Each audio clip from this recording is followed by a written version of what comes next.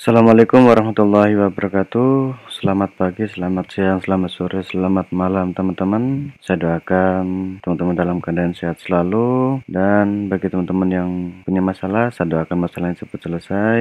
Bagi yang jualannya belum pernah pecah telur, saya doakan kebanjiran pesanan. Bagi yang punya hutang, saya doakan cepat lunas. Bagi yang masih jomblo, saya doakan cepat dapat jodoh, amin ya rabbal alamin. Baik teman-teman, jadi kemarin di grup ada yang menginformasikan bahwa ada aturan baru terkait dengan pesanan siap dikirim.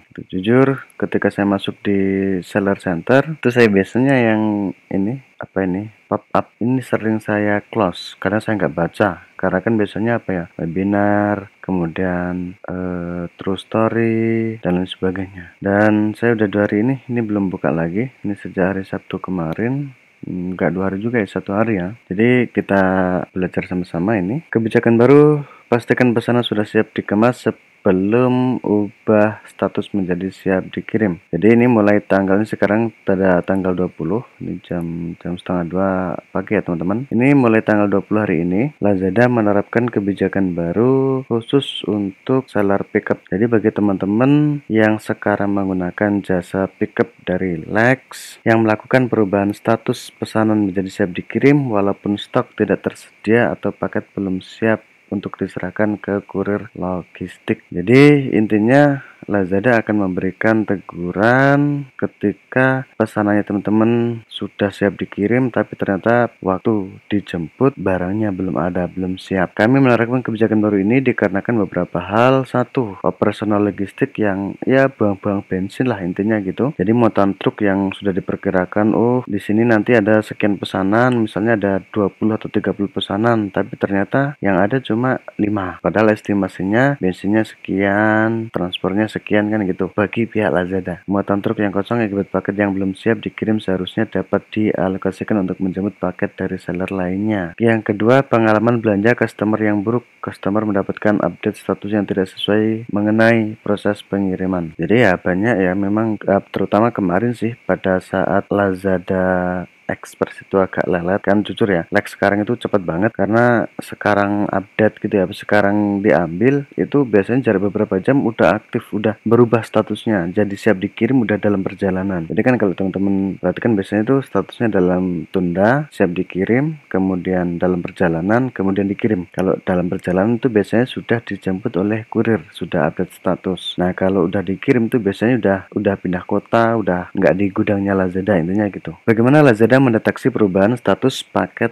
tidak siap dikirim? Bagi seller yang menggunakan layanan pickup, sistem Lazada akan secara otomatis mendeteksi pesanan paket tidak siap dikirim jika pesanan tersebut sudah diubah menjadi siap dikirim. Namun pada saat dijemput barangnya nggak ada atau tidak diserahkan. Pastikan teman-teman selalu cek kebenaran jumlah paket yang di pickup dan tanda tangan pada aplikasi driver tanpa diwakilkan oleh driver. Oke, jadi paket tersebut akan diberikan status paket tidak siap atau paket not ready. Perhitungan persentase paket tidak siap diukur berdasarkan total paket tidak siap dibagi dengan total paket dalam periode. Jadi kalau misalnya teman-teman dalam 1 hari itu dapat 30 pesanan, kemudian teman-teman 30-nya sudah siap dikirim semua statusnya, padahal yang dijemput hanya 20, berarti nanti perhitungannya adalah 10 dibagi 30 kayak gitu. Ya kurang lebih 33% gitu ya. Konsekuensi, nah ini kalau kita ngelanggar, ini karena perhitungannya tadi itu selama 1 minggu, nih mulai 11 Agustus seller dapat dikenakan 2 atau 6 poin pelanggaran. Jadi poin pelanggarannya belum diterapkan besok. Jadi ini mulainya kan 11 Juli ya. 11 Juli 20 Juli mulainya. Nah, sampai di sini 11 di hari Selasanya. Berarti si pihak Lazada memberikan waktu uji coba itu selama 2 minggu. Nah, nanti kita akan dapat email di setiap minggunya. Oke, kita lanjut dulu ya. Mulai 11 Agustus seller dapat dikenakan 2 atau 6 poin. Jadi pilihannya ada 2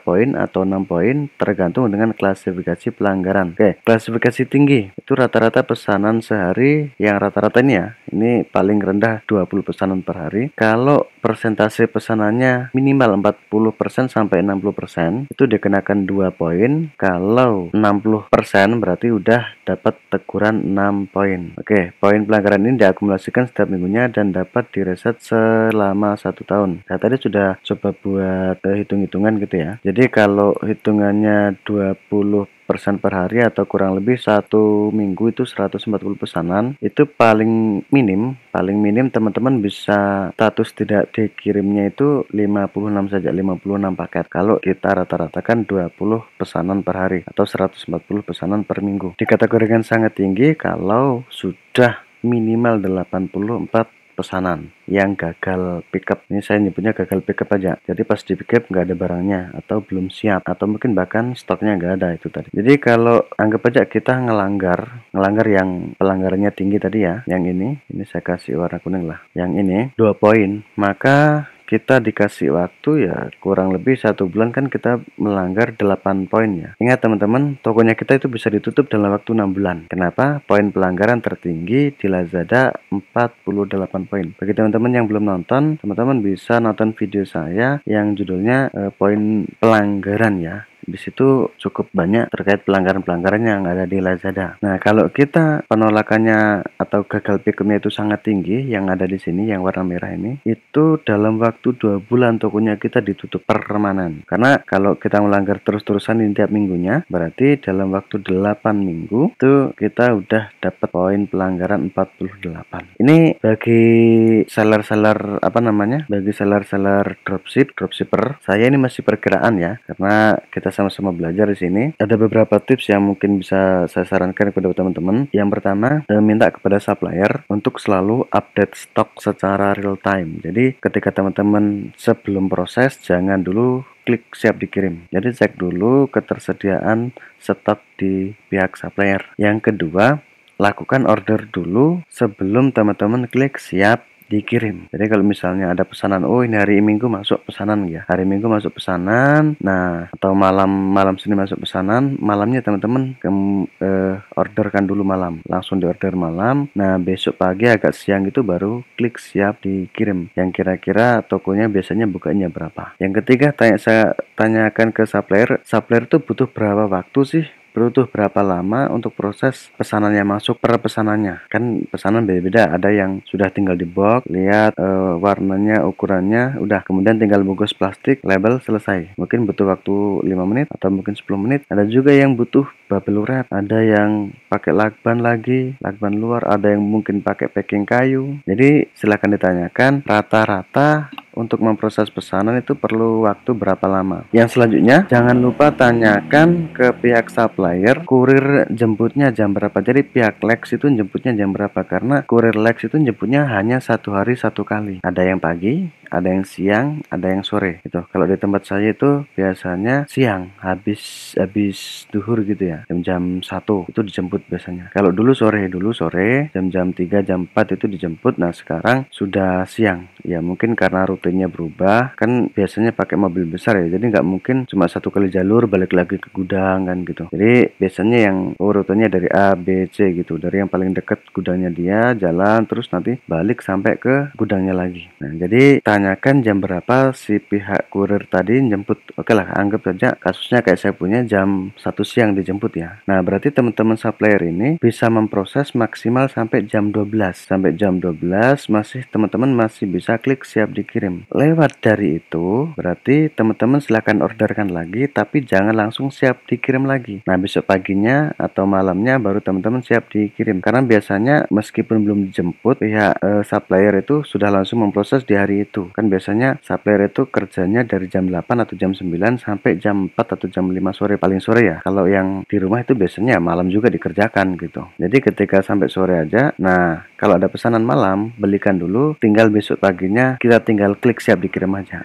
Nah yang kelima, kalau memang teman-teman ragu, teman-teman bisa tunda kurang lebih selama 12 jam. Maksudnya gini, ketika teman-teman beli gitu ya, teman-teman dapat orderan masuk di jam 12 malam kayak begini. Ini kebetulan jam 2 malam. Nah, dapat pesanan sampai jam 6 itu misalnya dapat 10. Nah, teman-teman pagi-pagi itu silakan diorderkan ke pihak suppliernya, silakan diproses, tapi jangan dulu langsung dikirim. Jangan dulu langsung siap dikirim. Jadi tunda sampai 12 jam setelah teman-teman proses. Jika teman-teman ragu, kalau teman-teman yang punya barang sendiri sih saya pikir nggak ada masalah ya dengan aturan ini karena lebih mudah gitu. Baik, itu teman-teman terkait dengan perubahan peraturan Lazada. Bagi teman-teman yang masih miss, bisa dibaca lebih lanjut ya, ada di sini. Ini pelajari selengkapnya. Nanti teman-teman akan diarahkan di halaman paket tidak siap dikirim. Apa itu? Ada seller pickup, ada seller drop off, ada ini kurang lebih sama tadi. Cuma ini versi lengkapnya aja. Nah, hanya saja teman-teman nggak perlu risau. Jadi karena ini masih ada waktu 2 minggu masa uji coba aturan ini, dari tanggal 20 ini sampai tanggal 11 itu belum dikenakan,